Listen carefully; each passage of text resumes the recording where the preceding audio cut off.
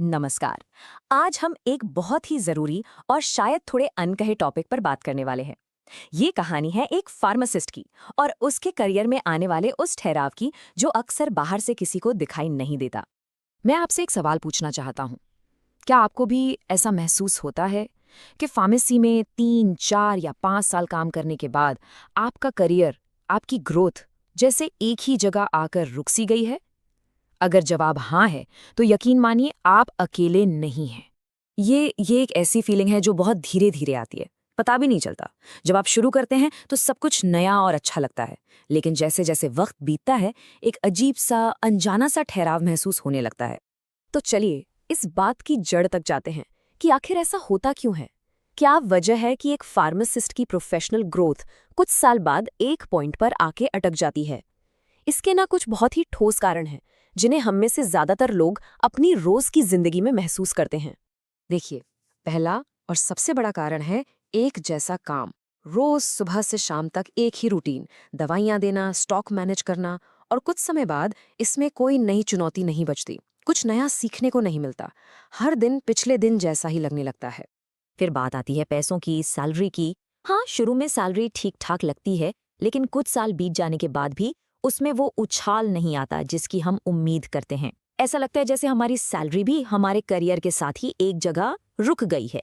और शायद सबसे परेशान करने वाली बात, तरक्की का कोई साफ रास्ता नजर नहीं आता। मतलब अगला स्टेप क्या होगा, अगला प्रमोशन कब होगा? ज्यादातर जगहों पर इन सवालों का कोई सीधा जवाब ही नहीं होता। ये जो आप देख रहे हैं ना, ये हमारे करियर की सच्चाई को बिल्कुल साफ साफ दिखाती है। पहले 1-2 साल ग्रोथ होती है, हम सीखते हैं, सैलरी बढ़ती है, सब ऊपर जाता है। लेकिन 3 से 5 साल के बाद ये जो ग्रोथ की लाइन है, वो एकदम सीधी हो जाती है। एक ठहराव। इस ठहराव को और करीब से समझने के लिए वो भी आप ही की तरह एक फार्मासिस्ट हैं, और उन्होंने भी कहते हैं कि जब मैंने काम शुरू किया था तो बहुत एक्साइटमेंट थी, सब नया था, सीखने को मिल रहा था। लेकिन धीरे धीरे मुझे एहसास हुआ कि मैं तो बस रोज एक ही काम दोहरा रहा हूँ, कुछ भी नया नहीं हो रहा, मैं आगे नहीं बढ़ रहा हूँ। वो आगे कहते हैं, और फिर एक दिन मुझे ये सोचकर सच में डर लगा कि क्या मेरी पूरी जिंदगी ऐसी ही निकल जाएगी, बिना किसी ग्रोथ के, बिना किसी तरक्की के। ये डर, ये बहुत बड़ा था। लेकिन कहते हैं ना, जहाँ एक रास्ता बंद होता सा लगता है, वहीं से कई नए रास्ते खुलते भी हैं। और ऐसा ही एक रास्ता है इंफॉर्मेशन टेक्नोलॉजी का, आईटी। एक ऐसी दुनिया जहां ग्रोथ की, कुछ नया सीखने की कोई सीमा नहीं है। और जानते हैं सबसे अच्छी बात क्या है? आईटी में आने के लिए आपको हमेशा कोडिंग का एक्सपर्ट होना जरूरी नहीं है। नहीं, यहाँ कई ऐसे शानदार रास्ते हैं जहां आपकी फार्मेसी वाली स्किल्स ही आपके बहुत काम आ सकती हैं। तो चलिए, मैं आपको बिना कोडिंग वाले ऐसे ही 3 बेहतरीन रास्तों के बारे में बताता हूँ। पहला है आईटी सपोर्ट, दूसरा है सॉफ्टवेयर टेस्टिंग, और तीसरा है नेटवर्किंग।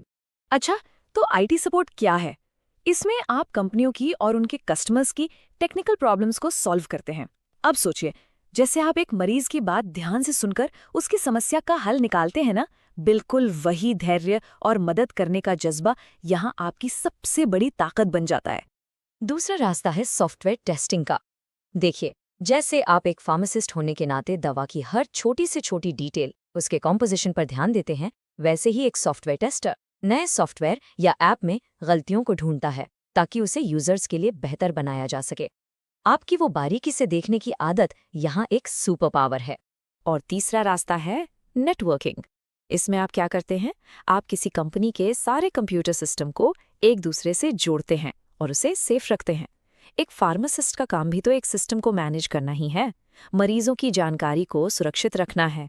वही अनुशासन, वही जिम्मेदारी आपको यहाँ भी कामयाबी दिलाती है।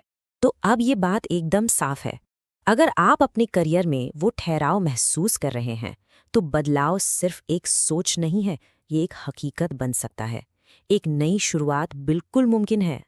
बस सबसे जरूरी बात यह है कि आप सही दिशा में पहला कदम उठाने की हिम्मत करें। अपने डर को पीछे छोड़ें और एक नई संभावना को गले लगाएं। अगर आप भी अपनी कहानी में एक नया मोड़ लाना चाहते हैं, एक बदलाव चाहते हैं, तो इस चैनल से जुड़े रहें।